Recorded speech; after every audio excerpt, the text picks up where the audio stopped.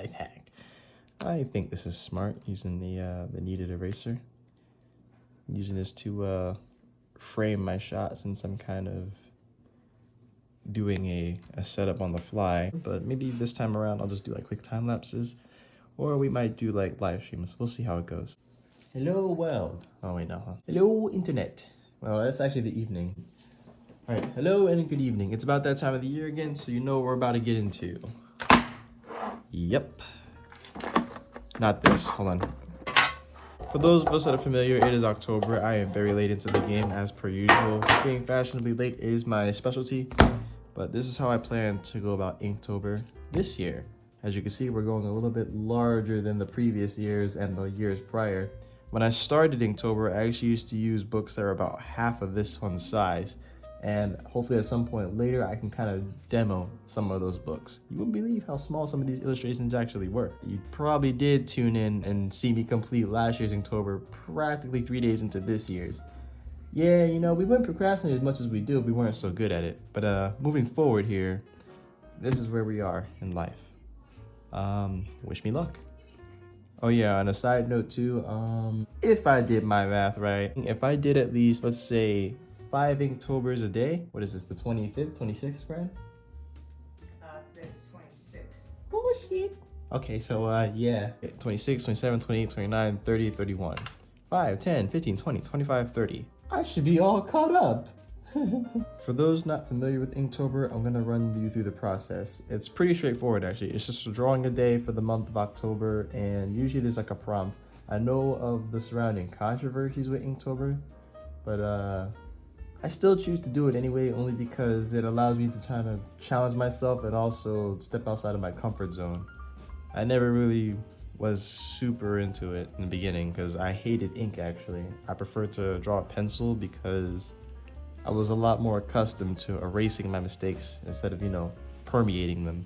Inktober supply list, okay? Obviously you have your book, and these are just my recommendations, not typically a rule of thumb, but these are the things that, these are some of the things I'm going to be using throughout the process of mine. I have the number 2 pencil, very classic, very original, very demure, very simple. But my preference is actually the lead pencil, so I don't really use number 2s all that much. But I'll keep it around anyway, because it still has like a use, and it feels nice on the rare occasion. I don't think I'll need this guy, but it might come in handy for rounding out things. A big ass Sharpie for, you know, heavy inking. Of course, you gotta have your eraser. You don't necessarily have to have a kneaded eraser, but I feel like these are pretty handy because, you know, they stay pretty clean. All you gotta do is, you know, mold them up. Plus, if you got spare time, you can make a little figure. I have my ink brush set. I actually have not opened this one yet, but this is a whiteout ink pen.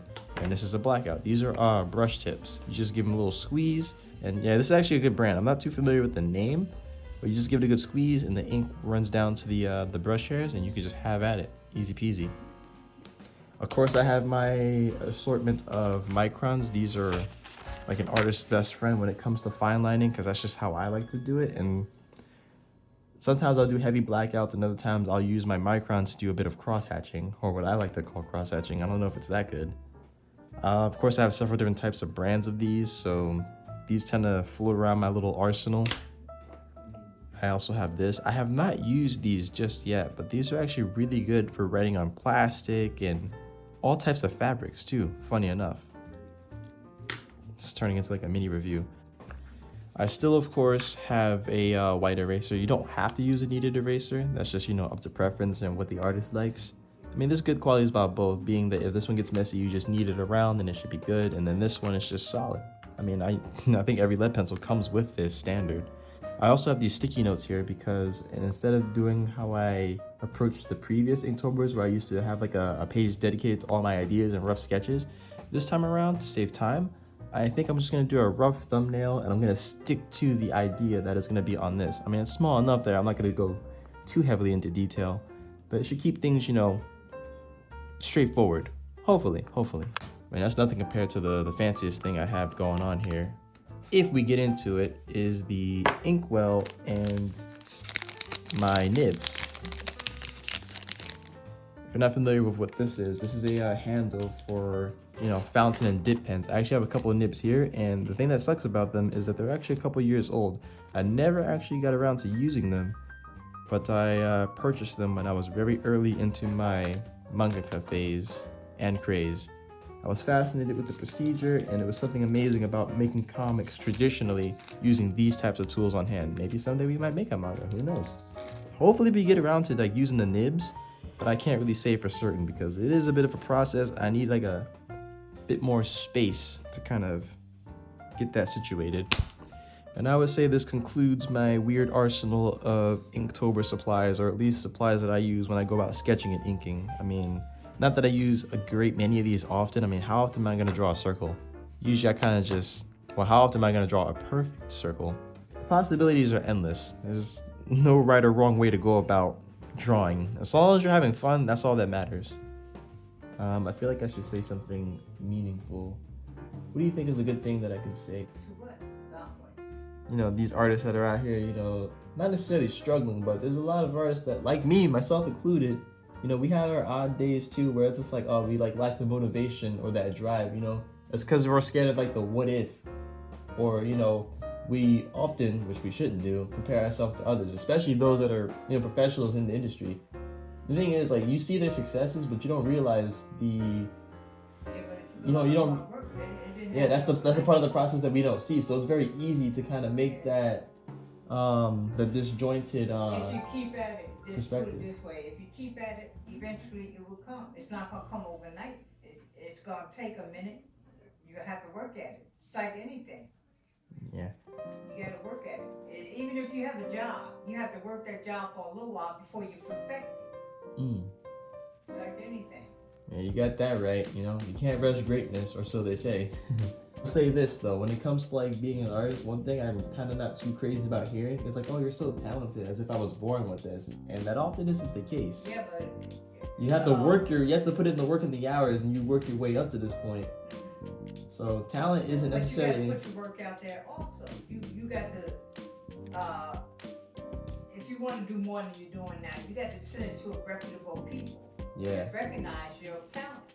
Yeah. But sometimes people do find you too at the same time. Facebook is fine. YouTube is fine.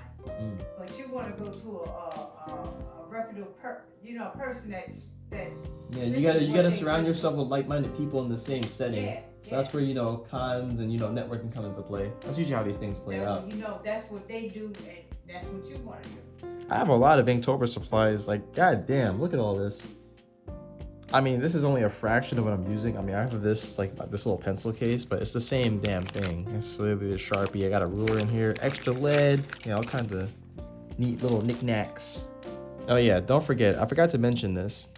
If you want to clean your nibs and preserve them, I recommend isopropyl alcohol. I don't know if this is exactly what most people use. So people just get the pen cleaner because that's the intended purpose. But I have multiple uses for isopropyl. So I clean nibs, I clean other things, I clean electronics, and I also like to sanitize. So not that I'm a neat freak or anything, but it's just something I think about.